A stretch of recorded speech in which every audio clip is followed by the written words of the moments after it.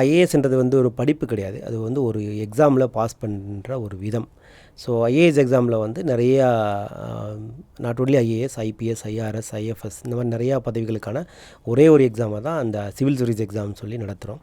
பொதுவாக civil service எக்ஸாமை பற்றி தெரியாதவங்க வந்து சிவில் சர்வீஸை பற்றி யூபிஎஸ்சி வெப்சைட்டில் வந்து அந்த தேர்வுநிலைகளை பற்றி போட்டிருப்பாங்க. இந்த தேர்வுநிலைகள் வந்து 3 நிலைகள் நடக்குது. ஒன்று வந்து ஃபஸ்ட்டு ப்ரிலிமினரி எக்ஸாமினேஷன், 2வது மெயின்ஸ் எக்ஸாமினேஷன், 3வது வந்து இன்டர்வியூ. இது எப்படின்னா வந்து இப்போ ப்ரிலிம்ஸில் வந்து ஒரு சிசாட் அப்படின்னா சிவில் சர்வீஸ் ஆப்டிடியூட் டெஸ்ட்னு ஒன்று இருக்குது. அதில் வந்து பேங்கிங் எக்ஸாம் மாதிரியே வந்து இருக்கிற one word type objective type questions கேட்பாங்க. 2வது வந்து ஜிகே இருக்குது. ஸோ இந்த 2 பேப்பர் தான் ப்ரிலிமினரி. எல்லாம் 2மே அப்ஜெக்டிவ் டைப் கொஸ்டின்ஸு. ஸோ ப்ரிலிமினரியில் வந்து கிட்டத்தட்ட வந்து இப்போ சப்போஸ் 100 வேகன்சி இருக்குன்னா ஒரு 10 டைம்ஸ் வந்து மெயின்ஸுக்கு எழுதுகிற மாதிரி எழுத பர்மிஷன் கொடுப்பாங்க.